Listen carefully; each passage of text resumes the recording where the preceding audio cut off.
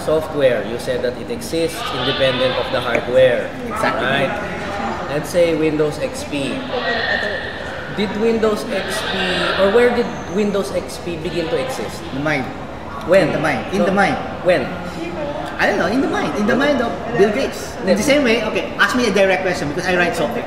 When did my software start existing? Yeah, when? In my mind. When? Or when I woke up, I just thought about it in my mind. Okay, so there was a time that software did not exist. Oh, That your software did not exist. Of course, yes. Of course, yeah. Okay. So it's a created thing by my mind. Okay. Because if it is a created thing, then that means mind did not always exist. Not necessarily. That's where we get, again, God always existed. So God is a mind.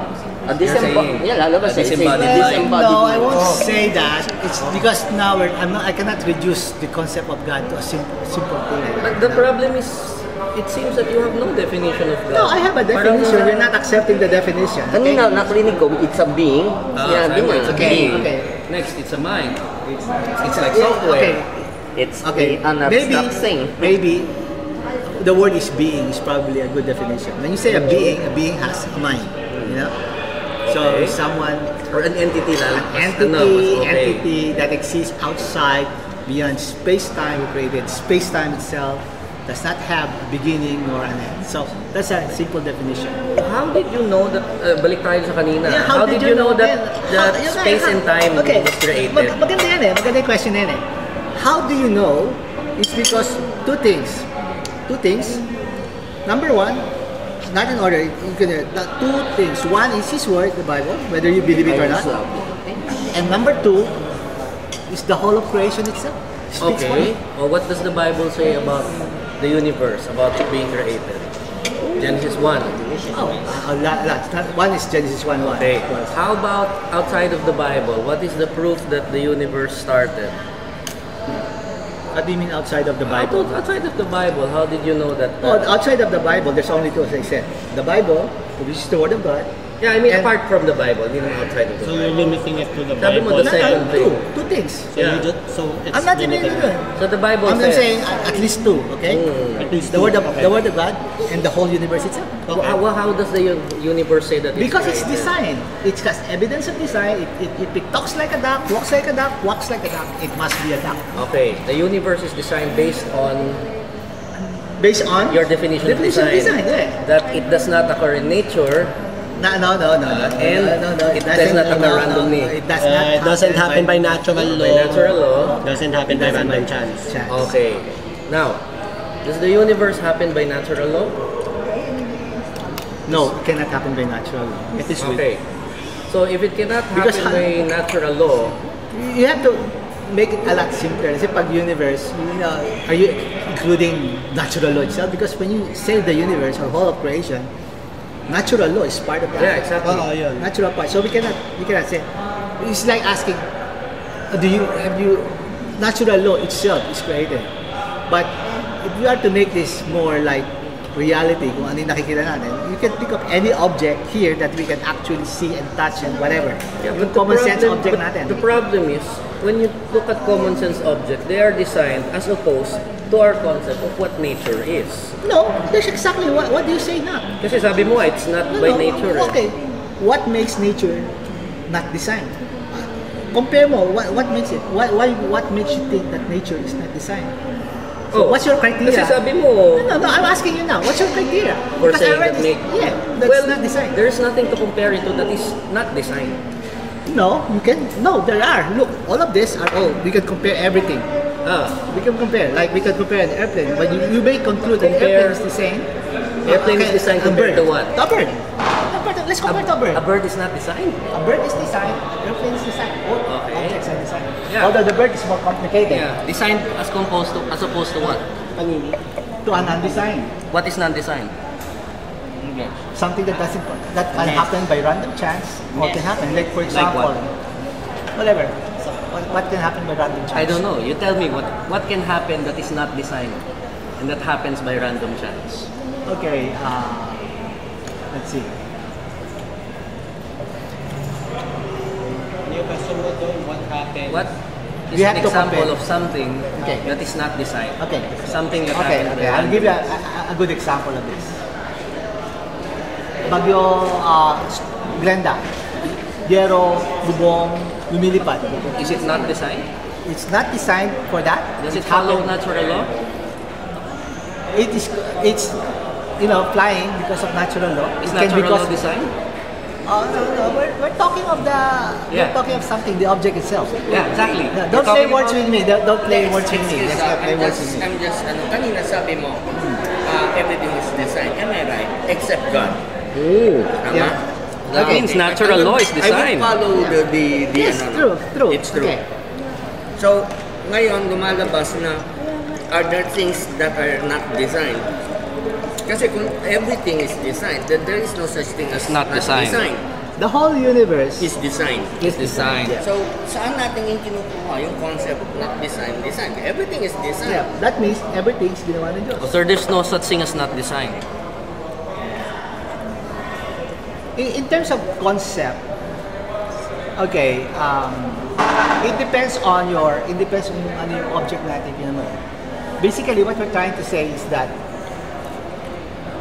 things that you see in nature are designed because it exhibits those properties. Okay, what are those properties? Yun nga, yung two things. Yung yerong lumilipad is not designed for that. So that can happen by random chance. So what are the things that can happen by random chance? You tell me. There's a lot of things that can happen by random chance. Because you said that everything is designed. It seems that nothing is not designed. You said the universe is designed. The natural laws are designed. Yeah, no, it's a play of words.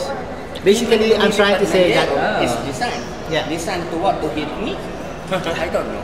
I really don't know. and that's where it comes. We have to make it into a more C word. Common sense. So, common sense is everything is designed, but not all things are designed. No. So, is everything designed? Everything is created and it's designed. Yes. Okay. Is there such a thing as not designed? Okay. It's a it's a tricky question that you say. Okay. Like you say, you can translate it to a different meaning and context. No, Say for it's the same example, context, design and not design. Okay. Logic dictates that it just said that If everything is designed, there is no such thing as non-designed. That we're talking about God. Kasi kanina, No, narinig ko, there's he's the one exempted. He's the one okay. exempted. Almost, with the isa rule. lang ang exempted The rest follows the rule. Everything is designed. Now I'm now hearing that something like lumilipad ng yero It's not is designed. random. Random. What happened? Kasama yung Dapat design. Baka sinasabi niya ay yung mismong oras na yon is not designed. Hindi, No. Okay. Meron nababaliktad na niya eh. Nako-confuse niya eh. Okay. Everything na create the universe is designed. That's fine. Yeah, para lang maintindihan what is the difference with design is that it was purposely made for something and it exhibits yung two things na yun. It cannot happen randomly and it cannot happen by natural. Is there anything in the universe that randomly happens randomly that is not part of natural law? Yeah, well, bagyo can happen randomly. May mga bagay. There are things that are not designed that exist. According to your definition. No, What we're saying are objects. Is there bagyo. any object? Okay, lumilipad ng yero. It's not designed or is designed? The fact that the yero was not designed to fly. Yeah, but is it designed? It's not about designing to fly. No, Is it designed? okay, the yero itself, again, dito yung context papasok eh. The yero itself is designed for a bubong. Okay. Right? So it was designed. It's meant for the bubong. But it was not designed to fly. When you say flying yero, because of the it was not designed to fly. Unlike an airplane, which was purposely designed to fly. So, So yun lang. goodness to bagyo, siya ang sumisira. Anyway, paano pag ganito? Diba, sabi mo that the universe is designed and it has components. Now, some of those components apparently are not designed. No? Or is every component of the universe designed? All the objects that are okay. the whole universe was designed, everything was designed for a purpose. Okay. Okay? Now, within that object, within that context, within that set, there are natural laws. Okay? And within that set, there is random chance. Within that set, okay, things can happen. An object can happen. You know, that can be caused by natural law or random chance. Like That is a not- flying arrow is one example. Kasi kung lumalabas, a flying arrow is not designed. The arrow itself, you know, the fact that the arrow is not designed. Yeah, but the fact that the arrow is not Designed for designed, something. it's No, not it's designed to for fly. something. Not designed. Not designed to fly. Now let's apply it on the universe. So let's apply it to nature. Okay, yeah. Let's apply it to Hindi na nature. pwedeng lumabas na minsan naririnig ko lang sa usapan na there are things that was designed. Let's say this was designed by God to do this and this was designed by God to do this. Pero